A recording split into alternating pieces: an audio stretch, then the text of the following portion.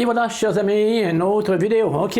Aujourd'hui, je vais lire Shrimad Bhagavatam, ok? Shrimad Bhagavatam, partie tome 5, chapitre 13, verset 13, ok? En fait, il a dit ici, ok? Je vais le lire, ok? Bon, et voilà. Du fait que les relations entre les êtres passent par l'argent, elles deviennent de plus en plus tendues et débouchent sur l'hostilité. Mari et femme marchent parfois ensemble sur la voie du progrès matériel et afin d'entretenir de bonnes relations, ils doivent travailler dur.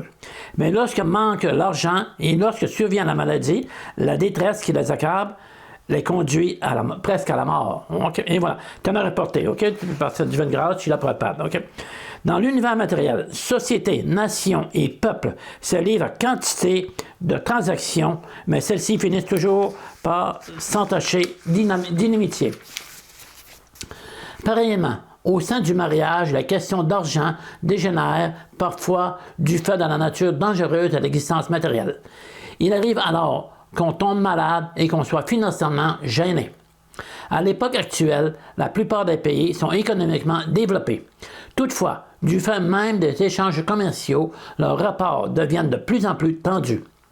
Finalement, des guerres éclatent entre nations, semant la destruction partout à travers le monde et les gens connaissent alors les souffrances terribles.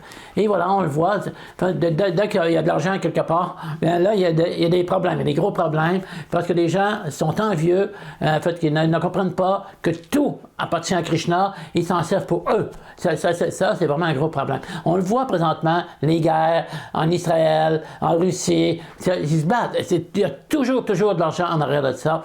On peut ne pas le savoir, on peut ne pas connaître tous les détails, mais il y a toujours de l'argent derrière ça. En fait, chacun veut posséder, chacun veut contrôler, fait que c'est ça, soit que ce soit dans une famille ou dans des nations, ok? Et voilà, c'est ça que Srila Prabhupada nous dit. En fait, qu'est-ce qu'il faut faire? Il faut chanter avec Krishna, il faut développer notre amour pour Krishna, et ainsi, on va reconnaître que tout appartient à Krishna, et on va tout utiliser à son service. C'est ça qu'il faut faire. C'est vraiment utiliser tout au service de Krishna. Et là, on va être vraiment heureux et il n'y aura plus de conflits, c'est certain. Ah ouais, Hare Krishna, bonne fin de journée et à tout bientôt. Hare Krishna.